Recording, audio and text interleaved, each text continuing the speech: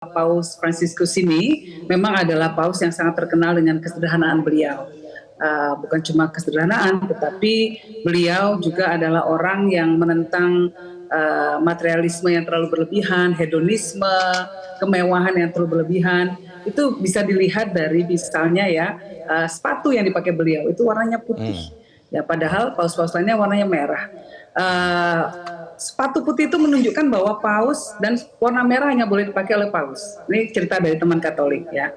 Tapi paus memakai sepatu putih untuk menunjukkan bahwa dirinya sama setara seperti pemimpin-pemimpin yang lainnya, seperti bishop, kardinal dan lain sebagainya. Itu kan menunjukkan pribadi yang sangat humble, sangat rendah hati, tidak merasa lebih tinggi dari yang lainnya. Nah, kemudian kita juga lihat bagaimana beliau bepergian hanya dengan menggunakan pesawat komersial. Padahal beliau adalah kepala negara dari sebuah kerajaan yang salah satu kerajaan paling tua, negara paling tua di dunia. Ya, bukan kerajaan, mohon maaf. Jadi Tahta Suci Vatikan adalah sebuah negara, salah satu negara terkaya di dunia, walaupun juga terkecil di dunia.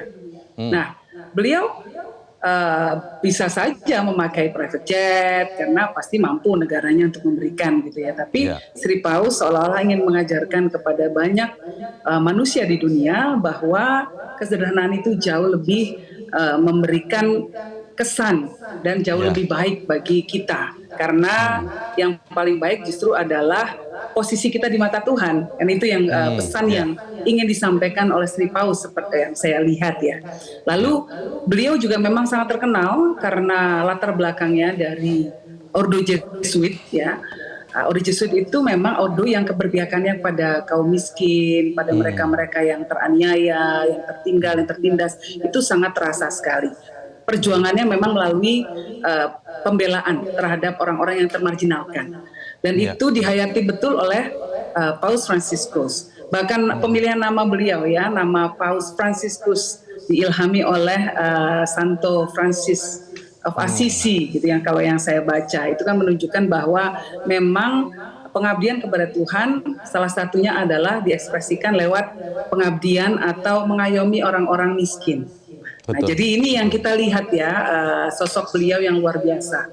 Nah, satu lagi Mas Indra, ini mungkin yang saya nggak tahu apakah banyak orang mengerti, tapi beliau itu banyak melakukan simbol-simbol, tindakan-tindakan, dan dialog-dialog antar umat, antar beragama. Salah satunya tindakan beliau yang sangat mengesankan sekali adalah ketika beliau membasuh kaki seorang perempuan pengungsi dari Syria yang notabene beragama Islam. Jadi perempuannya memakai jilbab beragama Islam, lalu dicuci kakinya oleh Paus Fransiskus. Itu kan menunjukkan simbol ketundukan beliau kepada kemanusiaan. Betul. Jadi sekat-sekat agama bisa terlampaui di sini. Itu yang beliau tunjukkan. Mbak, kalau kita lihat artinya pelajaran lainnya yang digarisbawahi Mbak Yeni itu adalah ketika kebersajaan, kesederhanaan itu tidak hanya di framing dengan kata-kata, tapi memang secara konsisten dilakukan dengan tindakan. Kalau banyak istilah menyebutkan itu bagaimana satunya kata dan perbuatan lah, kurang lebih seperti itu ya Mbak Yeni.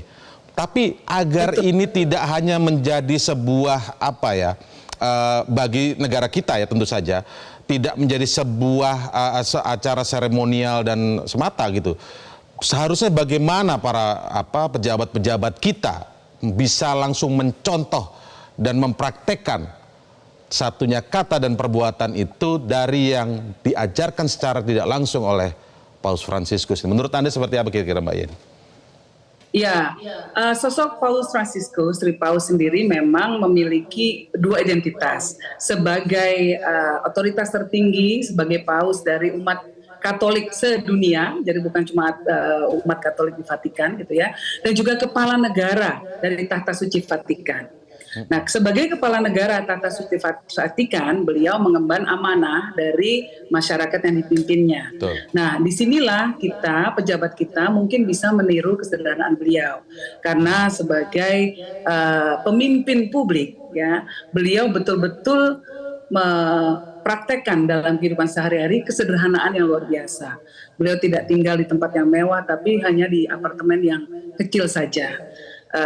Saya kebetulan memang pernah berkunjung ke Vatikan, juga bertemu dengan beliau, sehingga cukup sedikit punya gambaran, gitu ya, bagaimana beliau orang yang sangat sederhana, yang lebih mengedepankan moralitas, ya, dan tidak banyak berkata-kata. Sermonnya pun tidak berbunga-bunga, gitu ya, ceramahnya tidak berbunga-bunga, tetapi semua tindakan dan perbuatannya itu selaras dengan apa yang menjadi keyakinan beliau, bahwa hidup kita ini sebagai seorang tokoh agama adalah untuk menjalankan perintah ilahiyah, yaitu melayani mereka yang teraniaya, melayani mereka yang miskin, melindungi mereka yang tertindas, dan bukan hidup untuk bermewah-mewah apalagi di atas penderitaan orang lain. Itu sih kesan yang saya dapatkan dari Paus Fransiskus. Ya, dan tentu itu akan kemudian bisa menular kemudian kan kepada apa yang berada di bawah secara strukturalnya begitu ya, Mbak Yeni. Dan ini pentingnya nilai-nilai kesederhanaan ketika kepalanya bersifat sederhana, maka otomatis akan diikuti oleh mereka yang ada di bawahnya atau mungkin umatnya begitu, Mbak Yeni ya.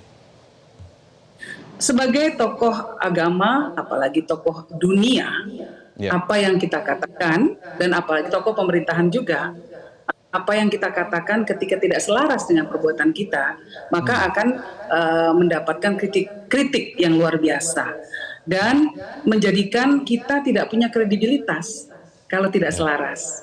Nah, kredibilitas dalam memimpin itu menjadi suatu hal yang sangat penting.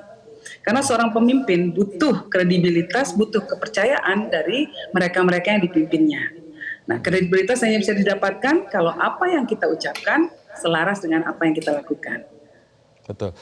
Oke, Mbak Yeni, ini luar biasa ya kalau kita lihat memilih tidak menggunakan private jet, padahal sangat mudah sekali, tentu saja itu bisa menjadi fasilitas bagi Paus Fransiskus. Yang lebih luar biasa lagi ketika tiba di tanah air bukan memilih untuk tinggal di hotel mewah, tapi di Wisma Kedutaan Vatikan begitu. Bagaimana Anda melihat ini juga? Ya, memang beliau figur yang sangat-sangat sederhana, tadi seperti sudah kita bahas ya. Dan Wisma Kedutaan Vatikan itu bentuknya rumah, jadi sangat sederhana. Betul. Ya, tidak mewah, tidak berlebih-lebihan. Nah, beliau ini justru kaya. Saya menganggap beliau ini kaya dalam apa? Kaya dalam karya. Kaya dalam perbuatan simbolis yang memang bertujuan untuk kebaikan keumatan dan dunia.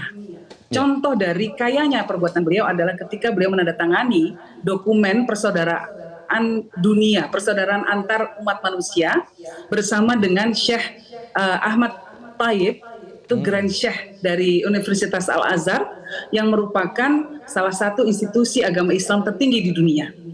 Beliau berdua ini menandatangani dokumen fraternity, human fraternity, di mana ada kesepakatan agar umat beragama minimal antara umat Katolik dan umat Islam ini sama-sama mengedepankan dialog. Betul. Dan sama-sama mengedepankan kebaikan untuk umat manusia. Ya. Nah, jadi saya rasa kita perlu belajar dari kedua tokoh ini, dan terutama karena Sri Paus yang saat ini berkunjung, dari kesederhanaan Sri Paus. Satu pertanyaan terakhir Mbak Yeni. Kita ingat awal Juli lalu Paus Fransiskus juga pernah menyampaikan dan menyoroti tentang kondisi demokrasi di dunia ini yang sedang tidak baik-baik saja. Tentu ini demokrasi di berbagai negara di dunia ya, yang kemudian selama Mbak Yeni mengetahui sosok Paus Fransiskus ini, apakah memang kepeduliannya terhadap demokrasi itu begitu tinggi? Betul.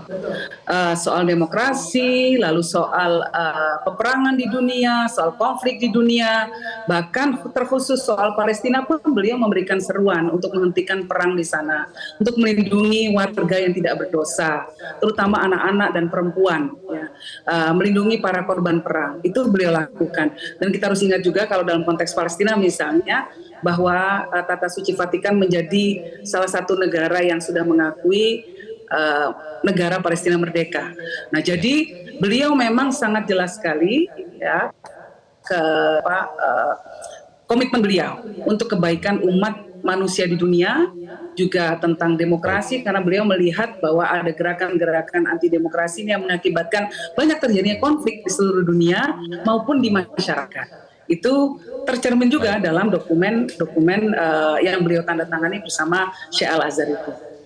Baik, semoga kita semua bisa belajar dari kebersahajaan seorang Paus Fransiskus ini dan benar-benar diterapkan oleh kita semua, termasuk terutama mungkin bagi para pejabat-pejabat kita yang sekarang ini mungkin banyak sekali kritik dari masyarakat tentang gaya hidup mewah, isu private jet dan lain sebagainya, Mbak Yeni ya. Semoga demikian. Terima kasih Mbak Yeni Wahid, Direktur Wahid Institute. Selamat sore. Assalamualaikum. Jelajahi cara baru mendapatkan informasi. Download Metro TV Extend sekarang.